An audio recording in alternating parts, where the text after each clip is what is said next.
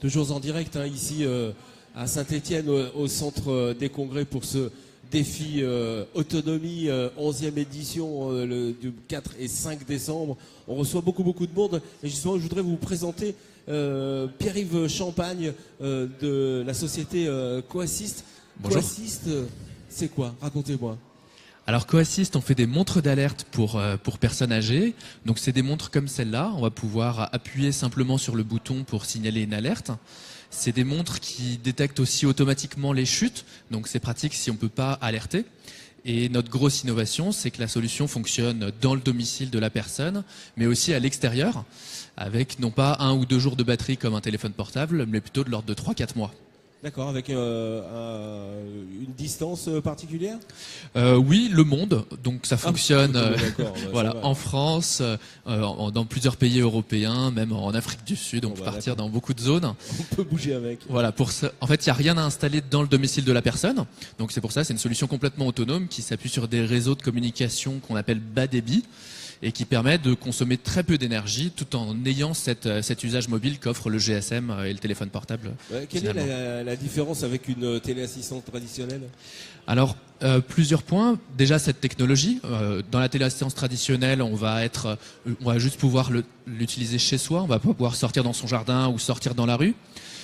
C'est l'aspect automatique de pouvoir, même si on est inconscient, déclencher quand même une alerte si on tombe. On va aussi avoir toute une innovation sur le service. En fait, traditionnellement, il y a un plateau qui est contacté en cas d'alerte et qui va lui contacter les proches. Nous, en fait, on a complètement automatisé cette chaîne. Donc, au moment d'une alerte, la montre va se géolocaliser. Ensuite, on va géolocaliser les aidants avec une application mobile. Et c'est directement l'aidant le plus à proximité de l'alerte au moment de l'alerte qui va être contacté en premier. Ah oui, d'accord. Donc vraiment, vous êtes sur les réseaux, quoi, en fait.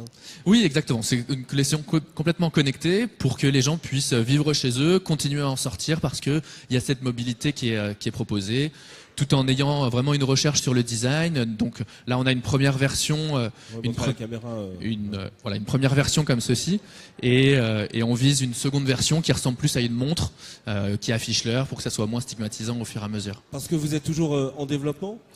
Alors, cette solution-là, elle est distribuée à peu près 200 exemplaires aujourd'hui. Donc, on est vraiment au tout début de notre commercialisation, même si on a à peu près 2 ans et demi. Mais c'était 2 ans et demi de recherche principalement.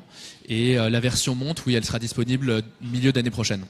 D'accord. Vous êtes présent sur le salon, bien évidemment. On peut vous rencontrer ici? Oui, on est présent sur le salon. On est sur le stand de la Mutualité française, aux côtés de plein d'autres startups qui travaillent pour les seniors.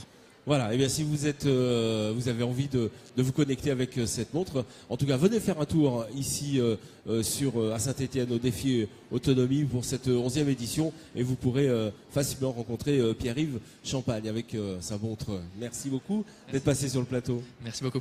Voilà, dans quelques instants d'autres invités, on fait un petit tour d'horizon.